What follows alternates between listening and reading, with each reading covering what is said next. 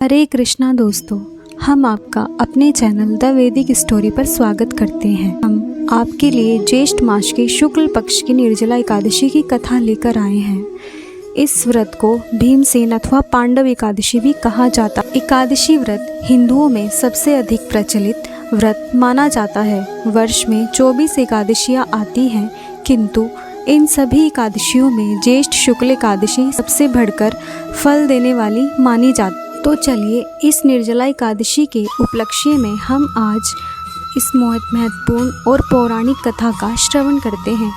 एक बार भीमसेन व्यास जी से कहने लगे, हे पितामह, भ्राता युधिष्ठिर, माता कुंती, द्रौपदी, अर्जुन, नकुल और सहदेव आदि सभी मुझे एकादशी का व्रत करने को कहे हैं, परंतु महाराज मैं उनसे कहता हूँ कि मैं भगवान की शक्ति पूजा आदि तो कर सकता हूँ, परंतु भोजन के बिना नहीं रह सकता। इस पर व्यास जी कहने लगे, हे भीमसेन, यदि तुम नरक को बुरा और स्वर्ग को अच्छा मानते हो तो प्रति मास की दोनों एकादशियों को अन्न मत खाया करो। भीम कहने लगे, हे पितामह, मैं तो पहले ही कह चुका हूँ कि मैं भूख सहन नहीं कर सकता। यदि वर्ष भर में कोई एक ही व्रत हो तो वह मैं रख सकता हूँ, क्योंकि मेरे पेट में वृक नामक वाली अग्नि है, सो मैं भोजन किए बिना नहीं रह सकता। भोजन करने से वह शांत रहती है, इसलिए पूरा उपवास तो क्या, एक समय भी भोजन के बिना रहना कठिन है। अतः आप मुझे कोई ऐसा व्रत बताइए जो साल में केवल एक ही बार करना पड़े और मुझे स्वर्ग की प्राप्ति हो जाए, इसके साथ ही जीवन में कल्याण ही कल्याण हो। इस बात पर श्री व्यास जी कहने लगे, हे पुत्र, बड़े बड़े ऋषियों ने बहुत शास्त्र आदि बनाए हैं, जिनसे बिना धन के थोड़े परिश्रम से ही स्वर्ग की प्राप्ति हो सकती है। इसी प्रकार शास्त्रों में दोनों पक्षों की एकादशी का व्रत मुक्ति के लिए रखा जाता है। व्यास जी के वचन सुनकर भीमसेन नरक में जाने के नाम से भयभीत हो गए और कहने लगे कि अब क्या करूं, मास में 2 व्रत तो मैं नहीं कर सकता। हाँ, यदि वर्ष में एक व्रत करने का प्रयत्न अवश्य कर सकता हूँ। अतः वर्ष में एक दिन व्रत करने से यदि मेरी मुक्ति हो जाए, ऐसा कोई व्रत बताइए।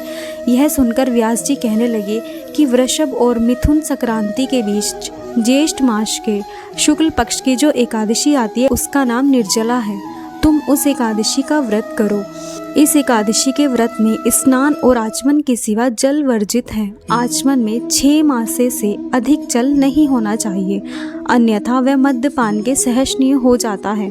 इस दिन भोजन नहीं करना चाहिए, क्योंकि भोजन करने से व्रत नष्ट हो जाता है। एकादशी को सूर्योदय से लेकर द्वादशी के सूर्योदय तक जल ग्रहण ना करे तो उसे सारी एकादशियों के व्रत का फल प्राप्त होता है। जो मनुष्य निर्जला एकादशी का व्रत करते हैं, उनकी मृत्यु के समय यमदूत आकर नहीं घेरते, बल्कि भगवान के पार्षद उसे पुष्प विमान में बिठाकर स्वर्ग ले जाते हैं। अतः संसार में सबसे श्रेष्ठ निर्जला एकादशी का व्रत है, इसलिए यत्न के साथ इस व्रत को करना चाहिए और उस दिन अधिक से अधिक ओम नमो भगवते वासुदेवाय मंत्र का उच्चारण करना चाहिए और गोदान करना चाहिए। इस प्रकार व्यास जी की आज्ञा अनुसार भीमसेन ने इस व्रत को किया, इसलिए इस एकादशी को भीमसेनी या पांडव एकादशी भी कहा जाता है। निर्जला व्रत करने से पूर्व भगवान से प्रार्थना करें, हे भगवान, आज मैं निर्जल व्रत करता हूँ, दूसरे दिन भोजन करूँगा। मैं इस व्रत को श्रद्धापूर्वक करूँगा, अतः आपकी कृपा से मेरे सभी पाप नष्ट हो जाएं। इस दिन जल से भरा हुआ एक घड़ा वस्त्र से ढककर स्वर्ण सहित दान करना चाहिए। जो मनुष्य इस व्रत को करते हैं, उनको करोड़ पल सोने के दान का फल मिलता है। हे कुंती पुत्र, जो पुरुष या स्त्री श्रद्धापूर्वक इस व्रत को करते हैं, उन्हें अग्रलिखित कर्म करने चाहिए। प्रथम भगवान का पूजन, फिर गोदान, ब्राह्मणों को मिष्ठान व दक्षिणा दान आदि अपनी क्षमता अनुसार के द्वारा करना चाहिए। इस प्रकार जो भी व्यक्ति इस व्रत का पालन करता है, वह संसार के समस्त पापों और कष्टों से मुक्त होकर अंत में स्वर्ग लोक को प्राप्त। मित्रों, यदि आपको हमारी कथा अच्छी लगी हो तो हमारे चैनल को सब्सक्राइब करना ना भूलें और साथ में बेल आइकन को भी प्रेस करें।